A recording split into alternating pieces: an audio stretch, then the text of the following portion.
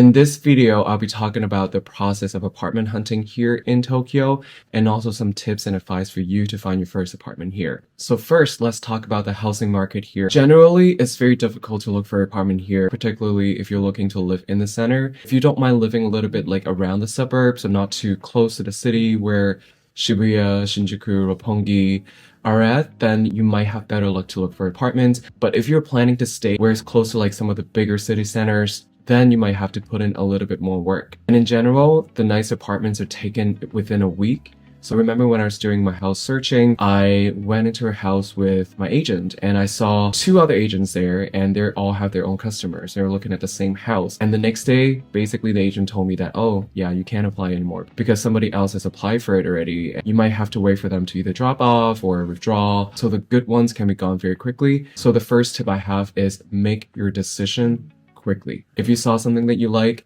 you might as well just apply for it quickly. Second, so what are the different types of houses available in the market? So most of you, and including myself, would be looking for an apartment or a shared house. So let's talk about shared house first. When you first arrive in Tokyo or in Japan, I do think that shared house is a very good start. Including myself, when I first got to Tokyo, I used to live in a shared house. It was not a very good one, to be very honest, because there wasn't a lot of social activities. People don't really talk to each other. A lot of my friends, for example, that are foreigners when they first got to Tokyo, is a very good head start to know about the city, and just in general is a very good way to meet people. And more importantly, most of the share house, they actually are furnished, so there usually would be the things that you need for a room, for example the bed, the table, very basic amenities, and they usually have a shared space where people cook there, there's a kitchen, and most of the contracts in share house, they have all the amenities including electricity and water bill included. I personally find it very much of a great deal because during summer and also winter, like your air conditioning is going to be on almost all the time because you actually save a lot of money too. Another good side besides having friends and also having most of your amenities included would be the flexible contracts, because most of the time you can just move in immediately. Because a lot of share houses are more flexible with the contracts. You can just tell them, hey, I want to stay here for like 3 months, 4 months. Whereas if you have your own apartment, you usually have to stay at least for a year, and sometimes you have to stay at least for 2 years. So it's relatively much more flexible to stay in a share house if you're not planning to stay here on a long term, or as an interim before you find your apartment, you just want to stay for a few months before you find a place of your own. This is also a very good option. If you're fresh off the boat, you got to Tokyo, you're just figuring your way around here, I would definitely recommend staying in a share house for a few months just to meet people and also save a little bit of money, because you will need some money when you're actually finding your apartment. And I'll talk a little bit more about this. And the downside of being in a share house is that most of the time you have to share a bathroom and also a shower. I personally don't really like sharing toilets because I think especially for a man's toilet is a little bit more messy sometimes. I've had really bad experience sharing toilet before, so is not something for me. But if you don't mind, that's completely fine. And most of the share house, when you have your own room, you just have bed and also a very basic desk. So if you're working from home like myself, or if you're working remotely a couple of times a week, it might not be the best place for you to work from. If you value personal space, that's probably something that you might want to think about as well. Applying to stay in a share house is relatively more simple. I'll leave some popular share house companies in the description down below, and you can have a look at the website. They usually have different share houses around different parts of Tokyo. You just have to apply if they have vacancy, and sometimes they might ask you to wait because there's no vacancy in a particular share house that you want. They usually have a dedicated person to help you. They speak English, so it's much easier to get your head start in the city. So if share house is not your thing, then you might want to think about apartments. So before we jump into more about how to search for these apartments, let's see the terminologies that you see all the time when you're looking for your apartment. So there are different types of housing available. The first one that you will see a lot is 1R or 1K.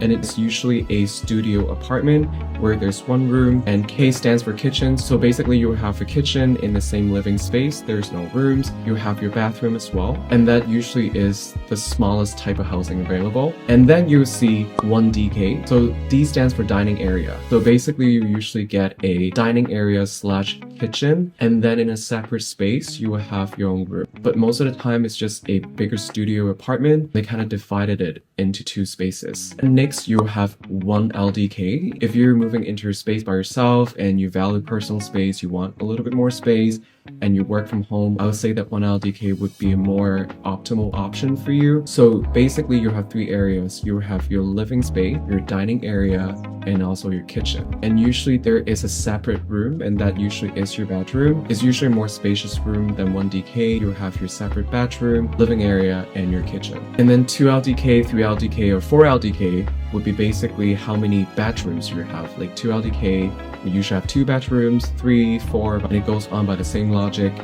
If you're moving here as a couple, probably you want somewhere between 1LDK to 2LDK. If you're here by yourself, and if you want to save a little bit of money and you want to stay in a better area without paying too much, it's a good start with 1K or 1 room. If you want more space for yourself, 1LDK would be a more optimal option. So what are the steps to look for your apartment? So first, you need to find the house that you like. There are so many websites that you can find the house that you like. For example, Sumo is one of the biggest ones that you can see. You can filter it by the area, by the amount of space that you need, how far is it from the station. So there's all kinds of filters, so it's a very good place to start. And there's also smaller ones as well from different companies. Once you found the apartment that you like, they will usually link you to an agent that is currently working on that apartment. And the thing about Sumo is that they don't just link you with one agent. You can be linked to multiple agents that are responsible for the same house. So you'll be talking to sometimes a couple of them. And these agents, they're usually Japanese people. So if you're not confident with your Japanese just yet, it might be a little bit tricky. If that's the case, I would recommend you to use foreign agents. They usually speak English. They usually would have network of properties owners that they're working with. And sometimes these owners are a little bit more foreigner friendly, because if you're going through the traditional route where you're working with Japanese agents, there is a slight possibility that you get rejected as a foreigner. And the reason for that is because they're worried that foreign tenants, when they move in, they would just move out very quickly. They might go home, go back to their own country. So that is a consideration for some owners here in Tokyo. But with foreign agents, they usually would have houses where they're a little bit more foreigner friendly, that is easier for you to get the house. And once you settle on the agent that you want to work with, they will take you on a house viewing. During house viewing, they usually would not just show you that house that you want to see, but they will show you more houses around the same area, because you get to see more options and you get to see what's around that particular area that you picked. And in my experience, if I were to go to a house viewing, I would just pack maybe 3 to 4 apartments I want to see on the same day, just to save time. I don't have to go out again to see more apartments. And a few tips here when you're doing your house viewing. First, if you found a house that you really like, what I recommend you to do is apply directly. And usually it's free to apply, and if you withdraw, it doesn't cost anything. And I know that a lot of agents will recommend you to do that, just to put in as a placeholder while you're considering other options. If that's a good house that you saw, probably there are other people that think the same, and they would just apply very quickly. Like I mentioned a little bit earlier before, there are times that, some owners prefer to have a Japanese tenant instead of a foreigner. So you need to have a little bit more options in case one option doesn't work out. You always have other options that you can consider, because even if you apply, there is a chance that the owner doesn't accept your application and they consider other applications. In some cases where there are many people applying to the same property, and it will go through a process where they review the first application, then second and third. The first 2 don't work out and move forward to the next application. The agent tells you that, hey, this property hasn't applied for. You can still apply as well, just to see if the other person that applies before you drops out. And second tip is find a Japanese guarantor. Some landlord would prefer using a guarantor company, but if you have a Japanese guarantor, it's actually a good factor that people will consider your application, because a Japanese person, and if things are not working out, they can always contact that person. I have my designated friend that is Japanese, and she always is a guarantor of mine, so that works out almost all of the properties that I've applied before. So after you apply for the house that you like, the next step would be to wait for the result from your agent. And sometimes some landlord would like to meet with you to have an interview, and that is usually the case for older houses, because the newer houses, they usually have a developer that is responsible for the renting. Most of the time, they would just look at the paper to decide whether or not they want to rent you the house. But for landlords of older places, they actually want to meet with you to see if they can actually speak with you in Japanese and also contact you if there's any emergency situations. So in that case, you will have to prepare to meet with them, or sometimes just a phone interview. I did have interviews before with my landlords, and what I would do is I would ask my agents to see what kind of questions they would ask, but usually very simple questions like where you're living right now, how long you're planning to stay in the house, how much you earn. That is actually a big factor as well, whether or not you can pay the rent. If you're not very confident with that, then usually it wouldn't work out if you don't speak any Japanese at all. So that's something to be careful about. And if everything works out, congratulations, you probably have gone through a week to 2 weeks of waiting, and now finally your agent tells you that, hey, you can move in. So at this point, the agent will take care of usually everything for you. You will have to go to their office to sign a contract. They will give you the key. They will let you know when is the move-in date. After they decide that you can rent the house, it's usually a much smoother process from that point onwards. And then you think about what is the actual moving process, hiring a moving company, etc. But at that point, that shouldn't be too much of a problem now that you got a place. So cost of renting, if you're staying in a more premium location, that would be somewhere around 70,000 to 130,000 Japanese yen here in Tokyo. But if you're staying in somewhere more suburbs and it's a little bit far away from the station, then it should be somewhere between 50,000 to 80,000 Japanese yen per month. And usually you will have to pay for a deposit that would be around a month of your rent. And usually this deposit you can get it back when you move out.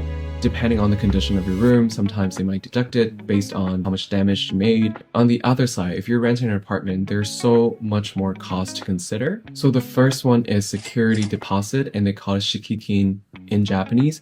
And it's basically the deposit that you usually have to pay when you move in. You will get it back when you move out of the apartment. That usually would be 1 to 2 months of your rent. Some newer apartments, they would charge 3 times of your rent, and I've seen that before. I personally think it's ridiculous, but mostly you have to pay a month of your rent as a deposit. The second is key money. We call it reiki in Japanese, and the direct translation from the Japanese word is actually more like gift money, because you can get it back. It's more a appreciation to the landlord of renting their place out to you. So it's usually 1 to 2 months of your rent, and it's more and more common these days that it's going to be 2 months of your rent because of the demand and competition right now that we have more people moving to Tokyo. And then agency fee, the agent that you've been using for finding your apartment, that usually would be 1 month of your rent. And some agent, if they were doing some promotion, they would charge only half of the agency money. Some agencies do negotiate with you. If you think that, a month of the agency fee is a little bit too high, you can negotiate with them to cut it down to like half or maybe even lower. Then you have your guarantor fee, which is around half a month to 1 month of your rent. That is usually paid to the guarantor company. And then you have your insurance fee, and that would be around 20,000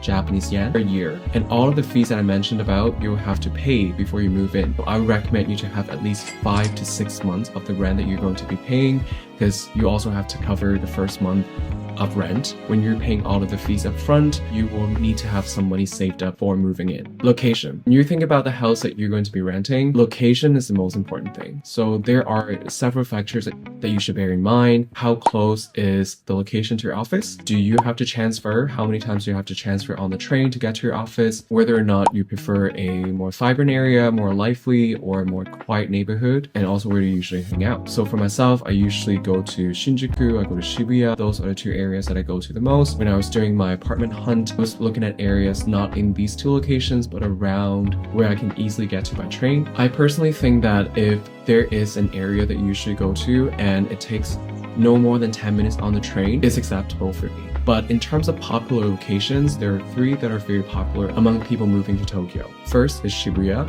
It's undoubtedly the most popular neighborhood because it's where everything's happening. There are a lot of offices, it's bustling, there are a lot of restaurants, bars, and it's just fun to hang out in. And the second one is Ebisu. It's on the Yamanote line. There are a lot of bars, a lot of really nice restaurants, and there are also a lot of offices as well. So if you live around that area, walk to the office is actually really convenient too. And the third one is Meguro. Meguro area has a lot of really cool cafes, a lot of really cool izakaya. Beautiful during spring where there is a river with a lot of sakura. Those are top 3 really popular areas. But the downside of it is expensive, very popular among people moving to Tokyo as well. So the options available, they're usually more expensive, and also the living space is much smaller. If you're thinking about other areas that are equally convenient, not too expensive, you might get a little bit more space, these are the 3 areas that I would recommend. First one is Nakano. This is where I'm living in currently. There is a very beautiful shopping street. It's very close to Shinjuku. It's only 5 minutes on the train. Nakano itself is very family friendly. There is a very nice park just right next to the main station. But Nakano itself is also very big. So there is, for example, Higashi Nakano, Shin Nakano, there's Nakano Shinbashi, there's Nakano Sakaue, and all of these smaller neighborhoods. And they're essentially not too close to the center of Nakano. So that's something that you might want to think about. But if you live around main Nakano station, there is so much going on. You basically don't really need to leave Nakano to find anything there. The second one is Koenji.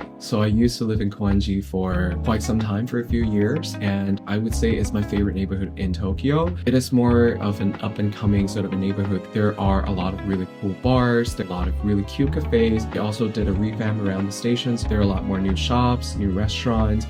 So for me, Koenji is actually very hipster as well. There are a lot of like underground music performances going on, and also the houses there are really cheap, much cheaper than the other neighborhood. And also going from Koenji to, let's say, Shinjuku or Shibuya or Tokyo Station, it takes actually 15 to 20 minutes. I think it's a very convenient neighborhood too. The third one that I recommend is Shimokitasawa. If you like secondhand clothes shop, it's basically your paradise. There are so many of them there. And it's very close to Shibuya. I think it's only 5 minutes on the train. There are just so many shops. Very similar vibe to Koenji. It's a little bit hipster. There are a lot of like performances, like some small theaters. I really like the vibe there. But because a lot of people know about Shimokitasawa these days, so the housing prices are a little bit more expensive. So lastly, I want to give some final tips about searching for your apartment here in Tokyo. So the first one is think about how far your place is to the station. Usually the further away from the station, the cheaper it is. I personally would not choose a place that is more than 10 minutes walk from the station. What if it rained and you're stuck with walking 15-20 minutes to your place from the station every time? And second, find a place that is on the line that you're going to take that is closest to your office. So in Tokyo, it doesn't matter how far it is from the location that you want to go to, but more about which line are you on. So if you're on the right line, you don't have to transfer that many times, or it just goes directly, or they have rapid trains to your office. It's going to make your life a lot easier. You save quite a lot of time every day. Third, so apply for the apartment as soon as you can, because good houses, they're gone in a week, even within a day. If you saw something that you like, probably someone else would like it too. So apply as soon as you can, and if you see other options, you could withdraw. So make sure that you have as many options as possible. And lastly,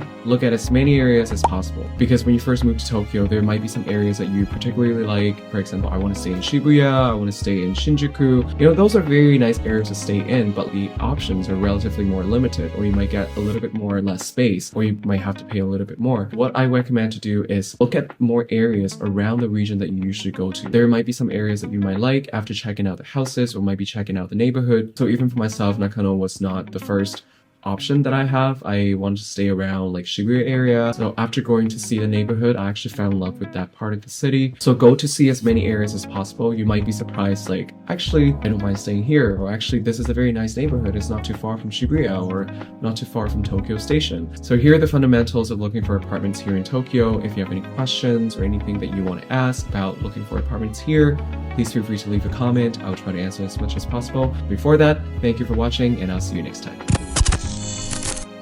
So here's a bonus clip of my house. So after you enter the entrance, you will see my living room. This is a 1 LDK apartment. So you will have a living room area. So I don't really have a kitchen. It's sort of an open kitchen situation. And besides the kitchen, you will also see my work area. So I usually work from home, and I have a little cutesy desk here where I work, and I have a dining table, and I also have a balcony as well. And you will see my bedroom right here. One thing I love the most about my apartment is actually my balcony. So I sit outside quite a lot, drinking my coffee in the morning, and also enjoy my clothes in here too. And next is my toilet, and I also have a separate bathroom as well. And the entire apartment costs around 180,000 Japanese yen per month.